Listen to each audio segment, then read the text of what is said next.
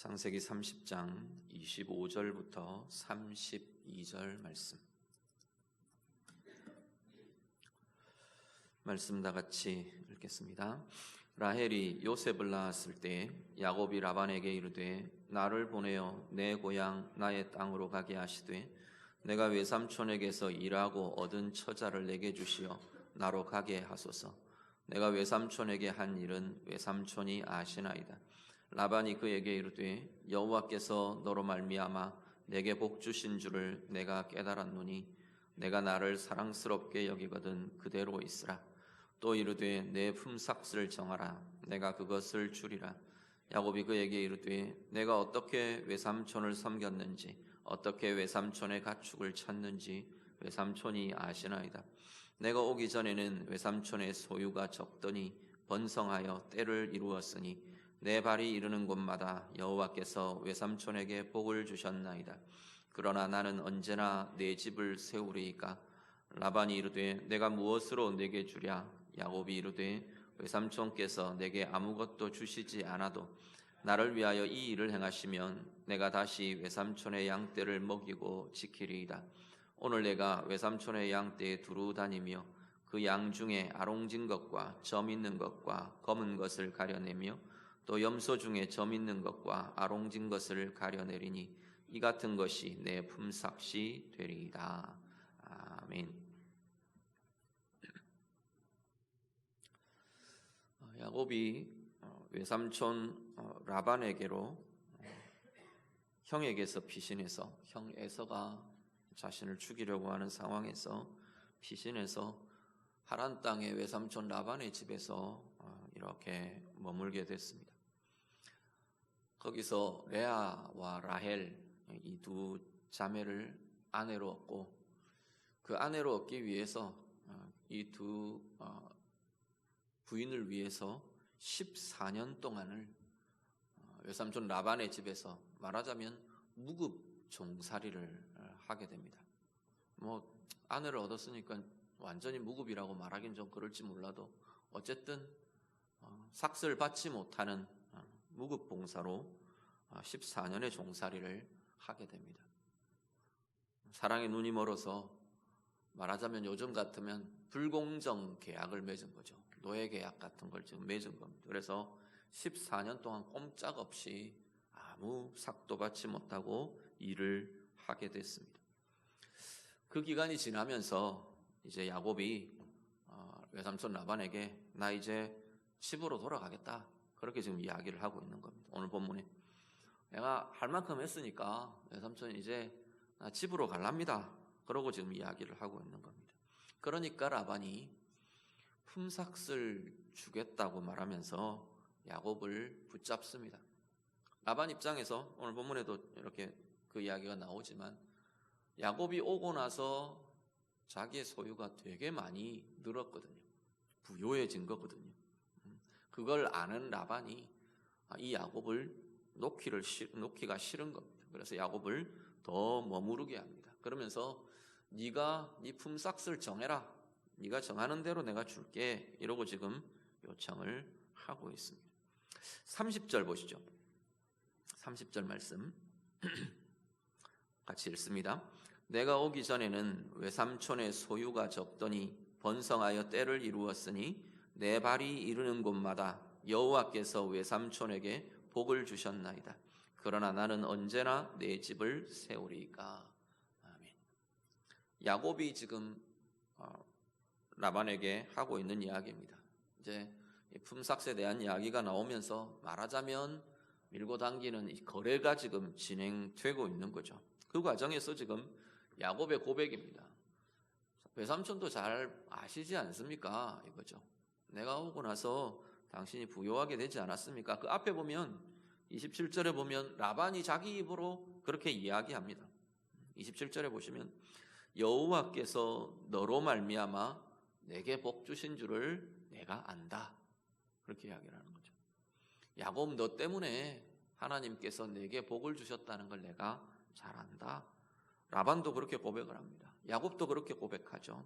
여호와께서 내가 내 발이 이르는 곳마다 이전에는 외삼촌 떼가 양떼나 이런 것들이 그렇게 많지 않았는데 내 발이 이르는 곳마다 여호와께서 외삼촌에게 복을 주신 겁니다. 주셨습니다. 라고 고백을 하는 거죠. 말 그대로 야곱의 발이 이르는 곳마다, 야곱의 손길이 닿는 곳마다 하나님께서 라반에게 복을 주셨습니다. 사실 이건 복의 근원이 되겠다고, 복의 근원이 될 거라고, 네가 복이 될 거라고 말씀하셨던 아브라함과 이삭과 야곱에게 주셨던 하나님의 약속, 하나님의 축복이 그대로 지금 이루어지는 현장을 보게 되는 거죠. 하나님께서 야곱을 복의 근원으로 삼으시겠다고 약속하셨습니다. 내 할아버지, 네 아버지에게 내가 했던 약속, 그 언약, 너를 통해 이루어 가겠다. 하나님께서 야곱이 떠나올 때 그렇게 말씀하시고 약속하셨던 거죠. 그것 지금 그대로 이루어지는 증거를 보게 되는 거죠. 하나님의 자녀들, 신약의 말씀은 이 위치가 오늘 우리 시대에 그리스도의 이름으로 살아가는 하나님의 자녀들에게 이 위치는 그대로 계승되어 있다고 말하는 겁니다. 네가 바로 이 시대의 왕같은 제사장이다. 주님께서 말하시는 거죠. 오늘 우리를 보고 이 모습이, 이 위치가 오늘 우리에게 있다고 말씀하시는 겁니다. 하나님의 사람들의 발이 이르는 곳마다 하나님의 사람 때문에 하나님께서 은혜가 나타나게 하고 복이 나타나게 하고 하나님의 은혜의 증거가 임하게 하시겠다 말씀합니다.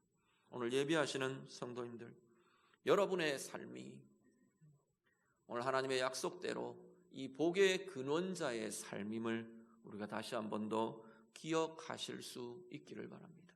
하나님의 시선이 우리의 발길에 머무르고 있다고 말씀하는 거죠. 우리의 손길에 하나님의 시선이, 하나님의 관심이, 하나님의 마음이 거기를 향하고 있다고 말씀하시는 겁니다. 그러면서 이제 라반과 이 야곱 사이에 품삯에 대한 계약이 진행이 됩니다. 31절을 보시면요, 31절, 32절을 한 번 더 같이 보시죠. 31절, 32절 같이 읽습니다. 라반이 이르되 내가 무엇으로 내게 주랴? 야곱이 이르되 외삼촌께서 내게 아무것도 주시지 않아도 나를 위하여 이 일을 행하시면 내가 다시 외삼촌의 양떼를 먹이고 지키리이다. 오늘 내가 외삼촌의 양떼에 두루 다니며 그 양 중에 아롱진 것과 점 있는 것과 검은 것을 가려내며 또 염소 중에 점 있는 것과 아롱진 것을 가려내리니 이 같은 것이 내 품삯이 되리이다. 아멘. 라반이 선심 쓰듯 이야기합니다.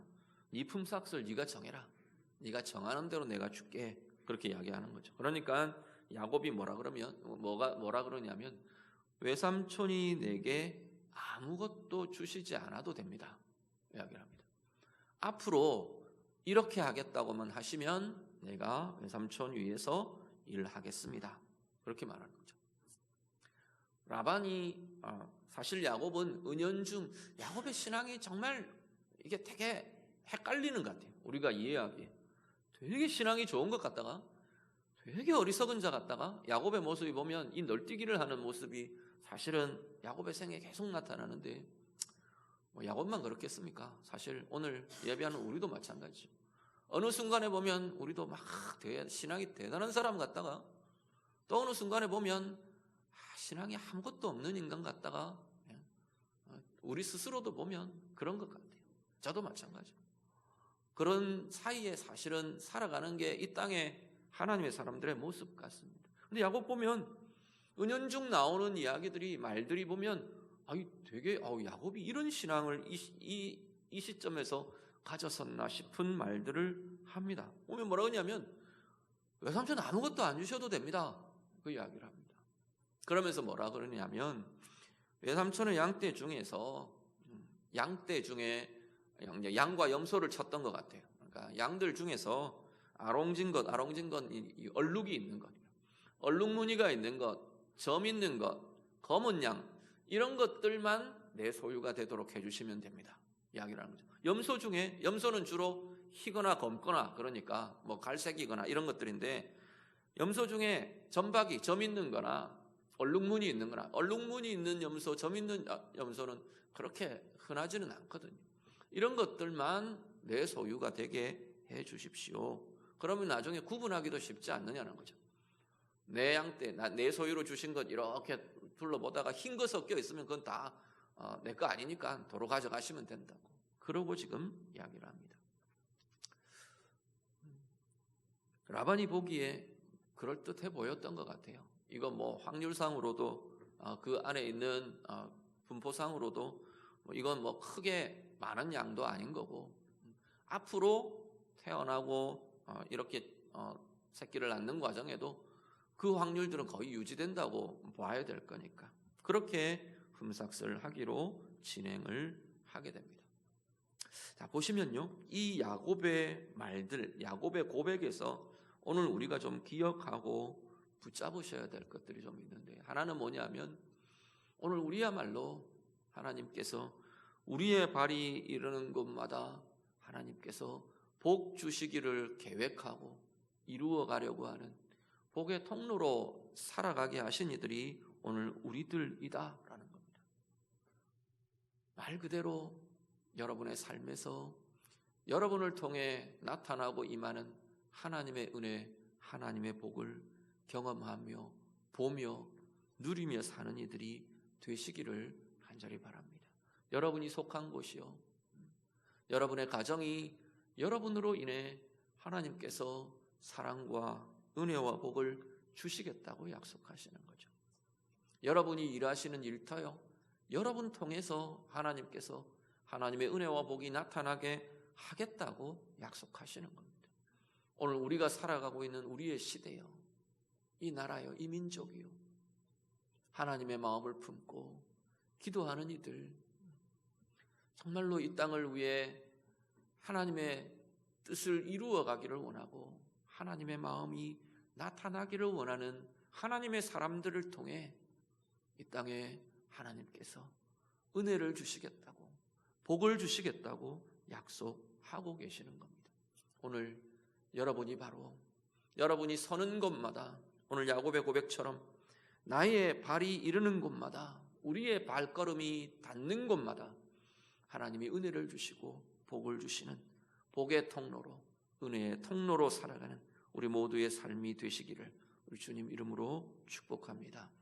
야곱의 고백이요, 외삼촌이 내게 아무것도 주시지 않아도 말합니다. 사람이 주는 것이 아닌 걸 야곱이 고백하는 거죠. 오늘 내게 있는 것이, 오늘 야곱의 고백이 그거 아닙니까? 오늘 내게 있는 게 하나님이 내게 주신 겁니다 라고 지금 고백하게 되는 겁니다. 사람 의지하는 것이 아니라 하나님의 손을 의지하며 살아가는 우리의 삶이 될 수 있기를 간절히 바랍니다. 사람을 의지하고 내게 있는 상황들을 기대고 의지하면 그것이 바뀔 때, 그것이 변할 때 우리는 넘어질 수밖에 없습니다. 사람들 사랑하고 마음껏 사랑하고 축복하고 또 함께하고 그래야 될 대상이지만 절대적으로 의지하고 기대해야 할 그러한 대상은 아닌 걸 성경은 계속 이야기합니다. 최악의 경우에 모든 걸 다 그 사람을 통해 잃어버린다 해도, 그 사람이 모든 것 돌아서서 변심하고 바뀌어져 버렸다 해도, 상황도 마찬가지, 문제도 마찬가지, 내 앞에 있는 상황이 모든 것이 다 사라져 버리는 것 같은 바뀌어지고 변화되어 버린 상황이 될지라도 하나님을 의지하는 이들은 거기서 하나님과 함께 새롭게 시작하게 되는 거죠. 오늘 이 야곱의 고백이 우리의 마음과 삶의 힘이 되셨으면 좋겠습니다. 외삼촌이 내게 아무것도 주시지 않아도, 그 뒤에 있는 건 뭐 여러 가지 조건들, 또 뒤에 가면 술수들, 이게 계속 이어집니다. 그렇지만 그 뒤에 있는 점점점에는 무엇이 있냐면 하나님이 주십니다 라는 거죠.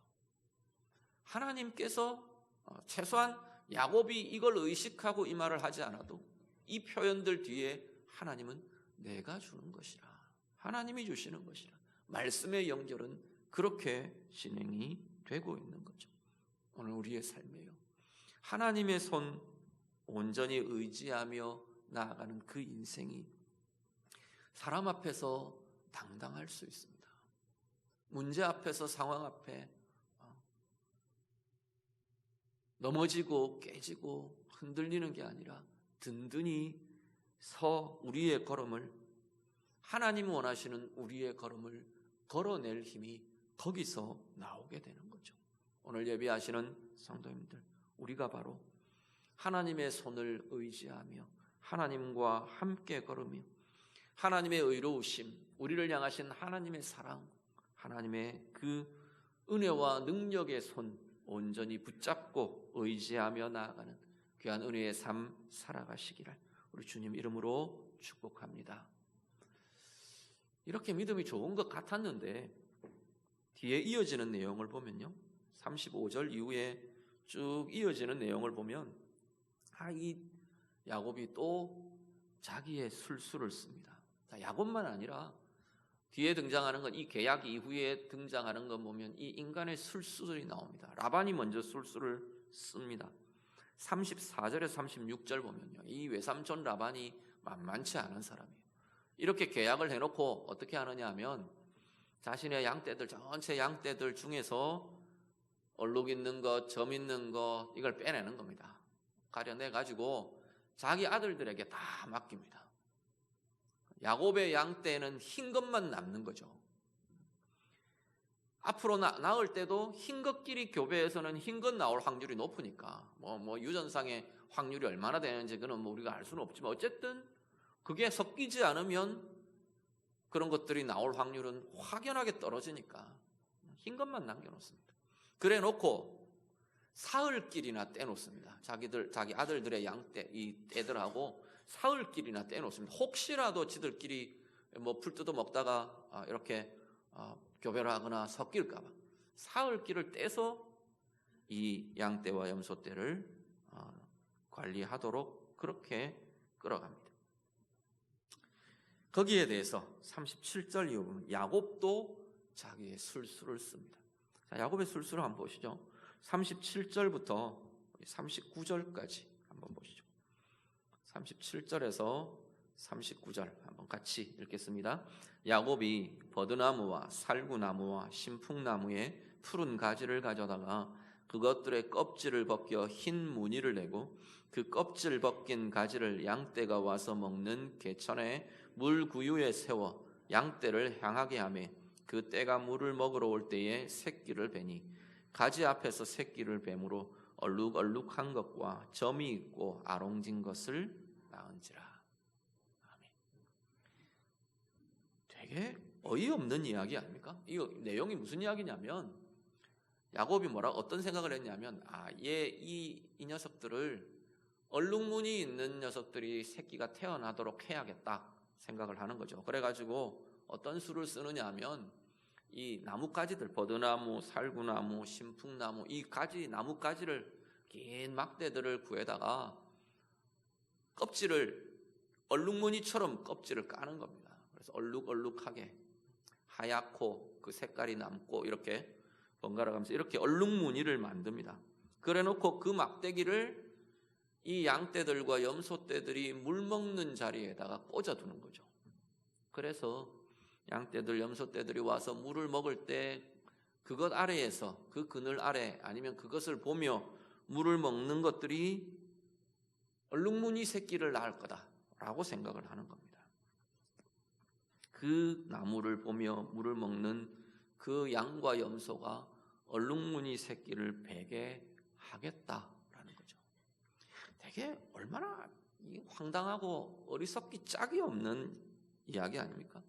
그런 술수, 야곱의 이름답게 이런 술수를 씁니다.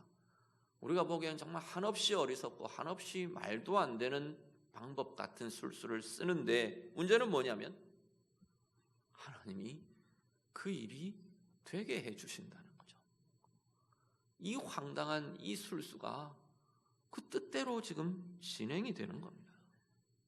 그 나무를 보면 물을 먹은 양이나 염소가 정말로 얼룩무늬, 점 있는 것, 이런 것들을 새끼를 낳더라는 겁니다. 야곱의 또 술수는 더 한술 더 뜹니다.